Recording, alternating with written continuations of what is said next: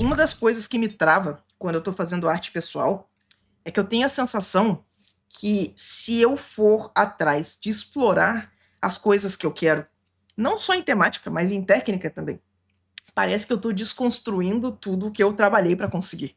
Uhum, Que foi o uhum. lance de você trabalhar em anime, né? Depois o pessoal falar que o Aham, anime é pouco profissional. Tipo, não, cara, uhum. não, não, não. O que eu quero fazer tá ali. É E, tipo, exatamente ali. Uhum, não é que eu quero transformar isso num trabalho profissional, não é que eu quero. Não, não, não. Mas eu quero ter esse espaço de fazer o que eu quero. exato. Como não é live minha se não tiver metáfora de comida? Você sabe quando você tá fazendo comida bonita pros outros, e aí você bota um enfeitinho, e aí você faz tudo direitinho. Mas aí quando você vai fazer pra você, você nem enrola o brigadeiro. Você bota o brigadeiro Uhum, na colher e pronto, tá uhum, resolvido. Eu quero fazer uhum, o brigadeiro de colher, sabe? Me deixa. uhum, uhum. É, perfeito, Ah, exato. Porque é um outro momento e eu tô me importando com outras coisas. A minha realização tá em outro lugar, assim, ela não tá isso, necessariamente nessa entrega, nessa, sabe, essa apresentação impecável, às vezes, de determinadas coisas, assim, isso. que o mercado pede, ou alguma situação pede, ou às vezes a gente mesmo, assim, na nossa insegurança requisita, assim, às vezes é um outro momento só, né, uma válvula de escape com outra intenção, assim. Exato. Então, assim, ó, eu acho que a gente trabalha muito dentro dessa lógica de mercado. E aí junta isso com esse bolo, né? Que a grande maioria dos artistas aqui tá na mídia social, e a mídia Uhum, social gera essa pressão de uhum, você existir em público o tempo todo. uhum, A arte uhum. vira uma performance o tempo todo. O tempo Você, todo. Uhum, ou você é artista de mídia social, ou você é o uhum, profissional ilustrador, ou você, sabe? uhum, E aí junta isso com esse bolo de que as pessoas estão com esse hábito de achar que te conhece pela arte que você produz. E, uhum, cara, tem um, tem um exemplo que eu acho fantástico. Tem um cara chamado Giger, H.R. Giger, né? Esse cara foi o designer que inventou a figura do metamorfo lá do filme Alien, da série Alien. Saca? Aquele Alien super clássico, daquele que garrava na cara, aquele cara. E existia um contraste. Se você, ele tem um documentário chamado The Dark Star, tá? Que tem um contraste muito claro entre o artista e a arte que ele produz. Ele era um cara muito amorzinho, muito fofo, ria fácil, muito tranquilo. E a arte do cara, absolutamente dark. Tudo cheio de osso, tudo cheio de morte, tudo, meu Deus. Então, quando você assiste o documentário dele, o estúdio dele tem as paredes pintadas de preto. Só uhum. que em volta da casa dele, olha, olha, essa história é fantástica. Sério, galera, assista esse documentário. Em volta da casa dele tinha um trenzinho construído, trilhozinho, trenzinho, mini trem.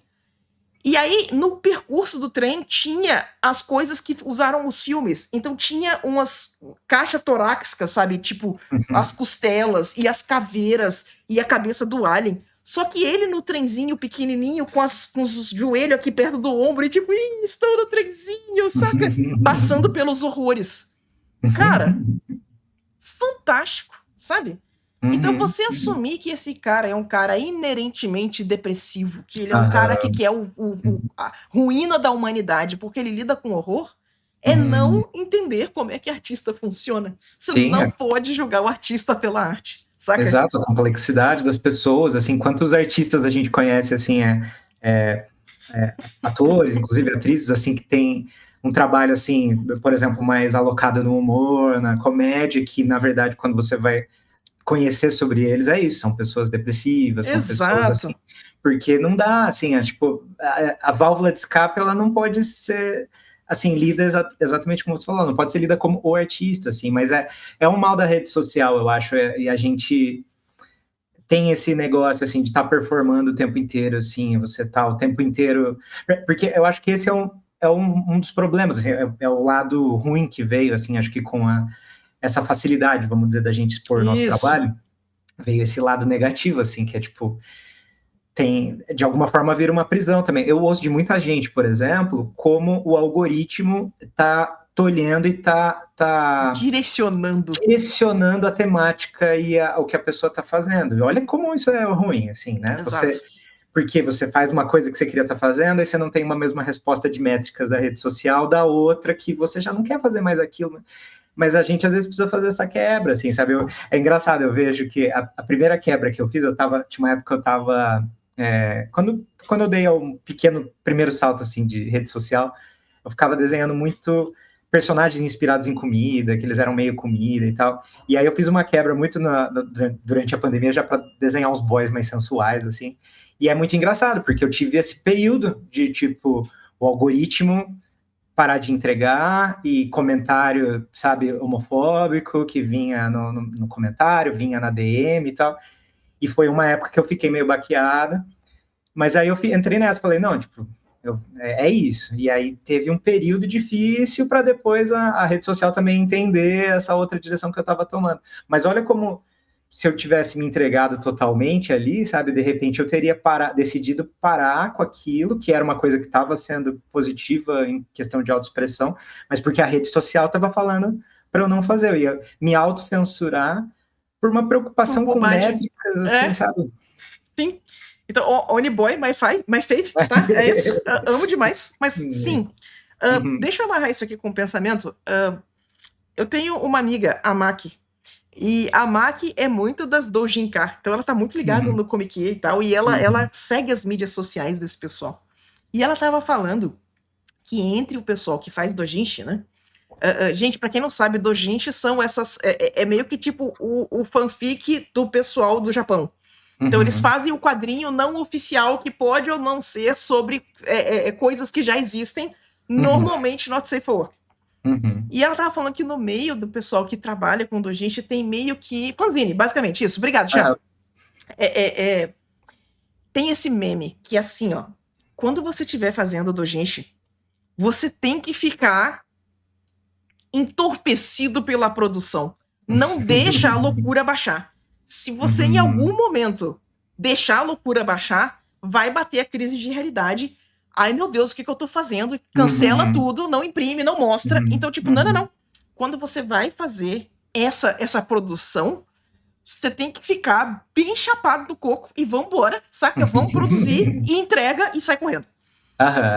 Então ela falou que assim, ela falou assim, o que a Sula precisa é assim, ela precisa de férias. Aí, quando ela tiver férias, ela vai lá, eu vou citar essa frase, porque essa frase foi genial. Ela falou, você vai lá e cheira 4 carreiras bem grossas de Twink azul e se tranca no estúdio. Twink azul chifruda. Era uma Twink azul específica. Exato. E aí você só sai do estúdio 4 dias depois. Então, sim... Xan, você também. Xan tá me traindo. Mas eu achei esse quote genial. É perfeito. Então é isso. Quando eu falo que eu preciso operar fora da lógica do mercado, é essa autoindulgência.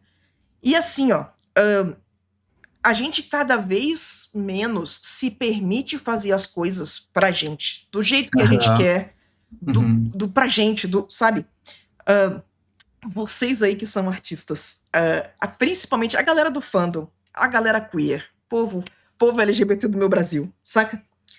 A gente sempre tem a sensação, quando a gente assiste um filme, quando a gente assiste uma série, uma animação, lê um livro, que tipo, isso aqui é feito pra mim, mas não muito. Espero não muito, né? Então ele, tipo, falta aquele temperinho que você gosta.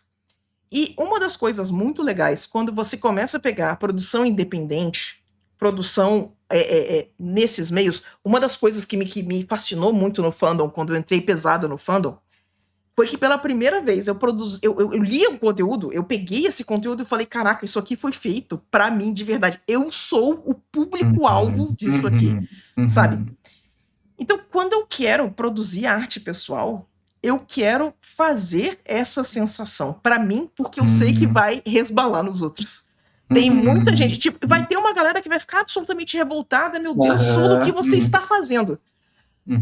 Mas não é pra vocês, é pra mim. Perfeito. Então é muito... Porque normalmente a gente tá no caminho contrário, a gente tá tentando fazer pros outros, higienizar e deixar tudo mais, sabe, menos característico, menos de nicho, para ficar mais mainstream, assim. Normalmente o caminho que a gente tá comercial, profissional, vamos dizer, ele é mais assim, só que para quem tá nessa sintonia, tipo, de querer produzir alguma coisa particular, assim, essa coisa de autoexpressão que a gente tá fazendo, é exatamente isso que a Sula falou, tem que ter essa outra visão, assim, de entender que o que você está fazendo é para um nicho específico, é para uma, né, tem uma intenção específica e não vai agradar todo mundo, Exato. e tudo bem, tá? E não tem problema, porque vai entrar em conflito justamente com esse pensamento que a gente está falando de rede social. Exato. E não é esse pensamento da rede social, esse é um pensamento que está em outro lugar. Por isso que eu acho que é tão legal. A gente estava falando da PocCon, por exemplo, também vou estar lá na PocCon semana que vem. A POC é um evento muito legal, assim, porque ele cria um espaço em que ele permite que isso aconteça. Assim como o Comiquê lá. Ele cria um espaço em que ele permite que isso aconteça. E é meio... eu tô com... Gente, olha o catálogo, é surreal, assim, olha o catálogo do Comiquê. Assim, ele parece uma lista telefônica, assim, se bem que lista telefônica é uma referência. As crianças não vão pegar nada.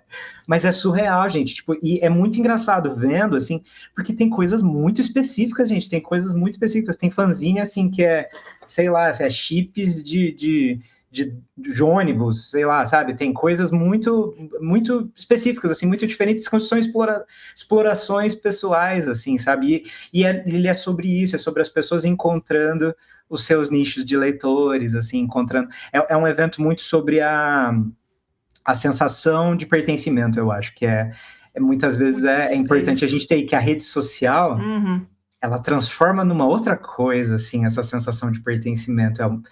Não é bem pertencimento, né? É meio que uma validação pelas métricas ali, um raciocínio torto, esquisito, não é bem pertencimento. Assim, exato. Né? E aí, galera, deixa eu pegar a espátula grande para isso que isso é importante. Olha só. O que acontece é que a gente fica com medo. Não sei com vocês, comigo. Na verdade, quando eu estou falando que assim que acontece, eu estou falando de mim, tá? Então é exposição que chama. Estou fazendo terapia na live hoje. Mas olha só, o que acontece é que na hora que a gente está fazendo a arte, a gente pensa do tipo, cara, e se eu perder seguidor por isso?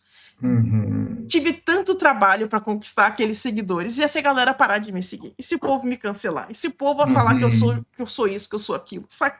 Que agora a Sula é tóxica, Sula agora é problemática, saca? Só agora, né? Só agora, exato. E é muito difícil esse receio constante, assim, eu percebo... Meu ápice disso foi realmente durante a pandemia. Ainda permanecem, né, resquícios, assim, mas meu ápice disso foi durante a pandemia, assim, que eu tive ali sei lá, hoje eu acho que foi quase uma crise de ansiedade, quase de pânico, assim, não sei, mas era na terapia eu percebi isso, assim, foi meio que esse desgaste imenso com essa ansiedade sobre como eu estava sendo percebido, assim, e às vezes um descolamento, assim, de tipo, o que eu de fato queria estar fazendo, o que eu estava fazendo, assim, esse medo de, tipo, ser visto como não profissional, esse medo de, tipo, puxa, mas e essa galera que eu já reuni, se eles não gostarem do que eu tô fazendo? É muito difícil, assim, é muito angustiante, eu acho, pro artista, assim, a gente precisa achar um jeito de lidar, porque também a gente não pode simplesmente ignorar redes sociais, assim, porque é uma realidade, uma necessidade, de trabalho. uma ferramenta, exatamente. Então, tem que aprender a lidar, né? Sim.